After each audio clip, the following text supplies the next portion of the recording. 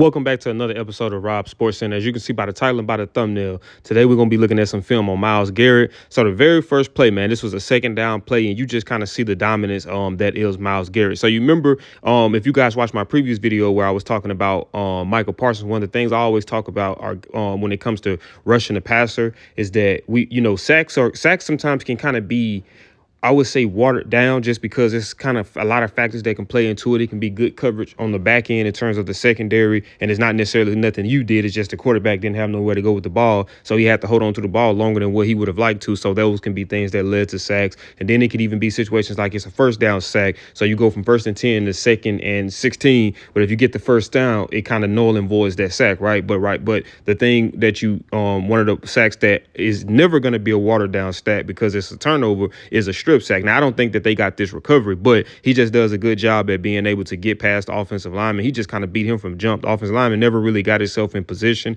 It was just like off of his get off on Myles Garrett's wise. He was really close the distance very, very quickly and was able to kind of get underneath and keep his pad level down and be able to get a strip sack on Dak Prescott.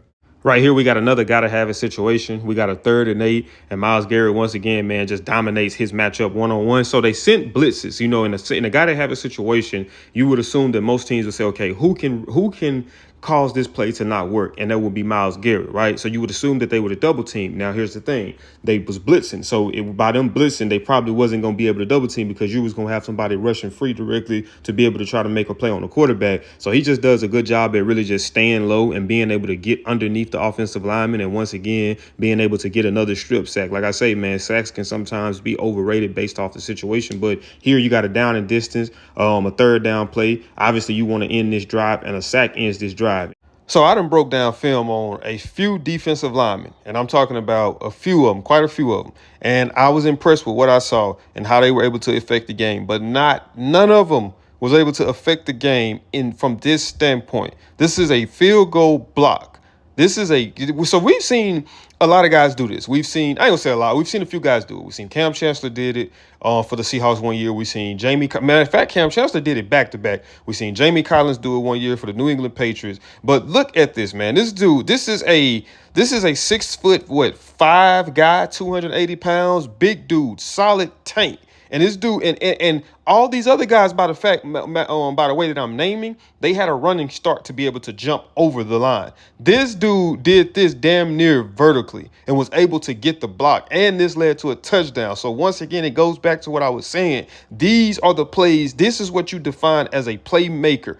2 of his sacks that I've studied so far were strip sacks that could have possibly led to the end of a drive. And this right here also was a field goal. Who knows? The kicker might make this field goal. I don't know how strong his leg is, but he jumps over and not only takes the points away, but also put points up on the board.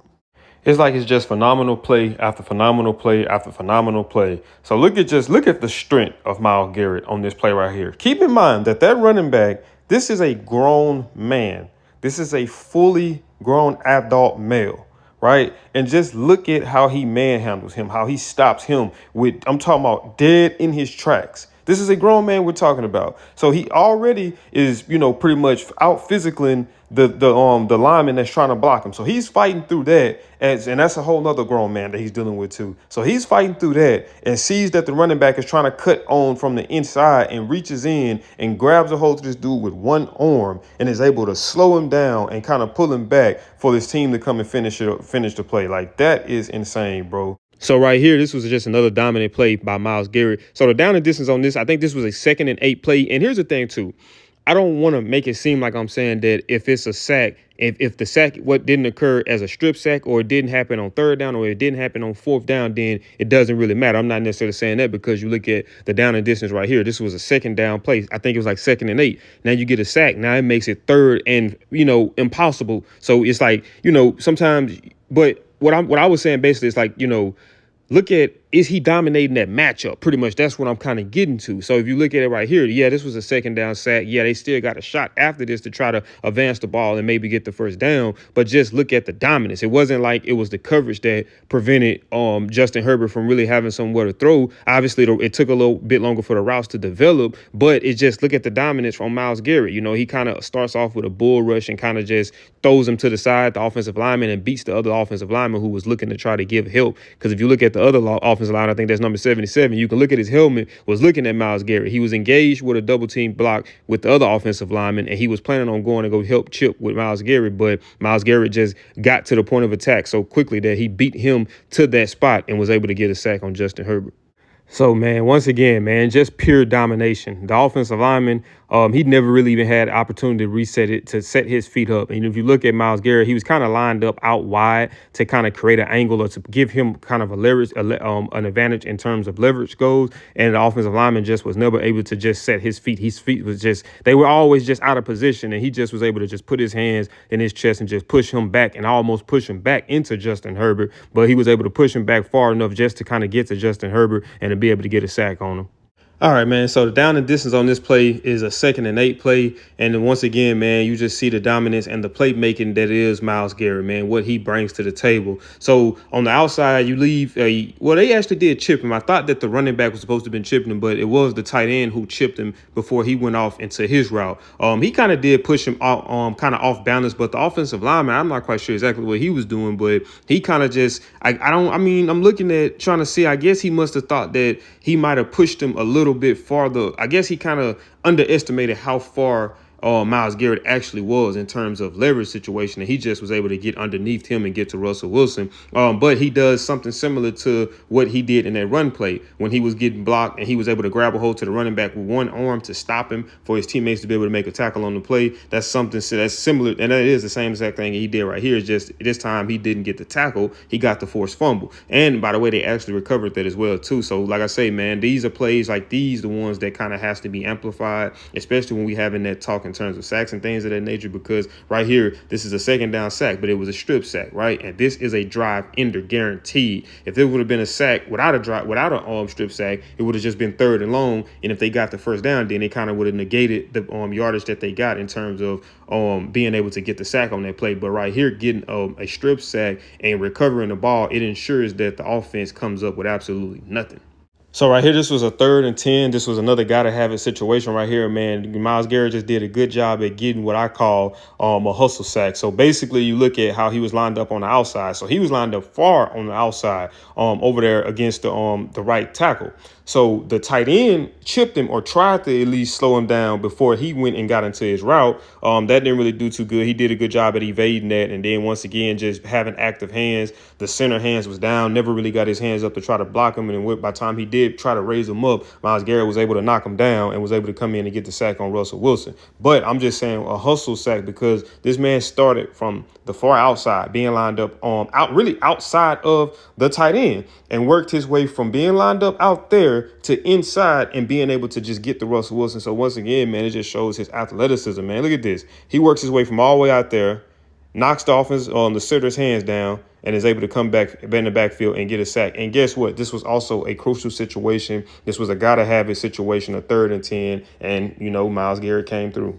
So on this play right here, we seen him mix it up. We got another gotta have it moment. This is a 3rd and 14. So obviously when you playing against a team that has a dominant edge rusher like Myles Garrett, the last place that you want to find yourself in is 3rd and forever. So they tried their best to bring as much support help as they could to try to deal with Myles Garrett. So he just does a good job at beating the first offensive lineman right there with the swim move and kind of just, outpowering and fighting through the second offensive lineman to be able to get to Russell Wilson. But as you see on this play right here, even they took the running back out of a pass option to be able to try to stay back and chill elsewhere on the opposite side so they can try to get 2 offensive linemen matched up on Myles Garrett to slow him down. And he was still able to beat 2 offensive linemen and get back there in the gotta-have-it situation and get a sack on Russell Wilson. So right here, we got another gotta have it play, man. This was another 3rd down. And just look at, once again, man, it's just like Myles Garrett. It just seems like he just basically just be running through offensive lines. It's like they just can't get a hand on him at all. So it looks like right here, he kind of hit him with a outside in move. And what I mean by that is kind of almost like a Euro step. If you're familiar with basketball, how they utilize the Euro step, it's like he steps one way to get him going. So the way he stepped is kind of like he stepped going outside, like towards his right. So the offensive lineman kind of committed headed towards that. Obviously, his leverage wise, and once he got him going there, he just bounced it back in, and then once again he was able to split the double team again, because you see the offensive lineman on the opposite side right here was trying to come back and help him too. Once again, like I said, having that dominant player, especially in those gotta have it situations, man, it just makes things so much easier now, because more times than not, if they tried to double team and chip Myles Garrett with two offensive linemen, they probably had to keep a running back or they had to keep a tight end in the backfield to try to help out on the opposite side. So like I said, a dominant player like Myles Garrett, he brings that to the table, because now you have one less person in the pass patterns, and everybody else defensive wise, because they only rushing 4,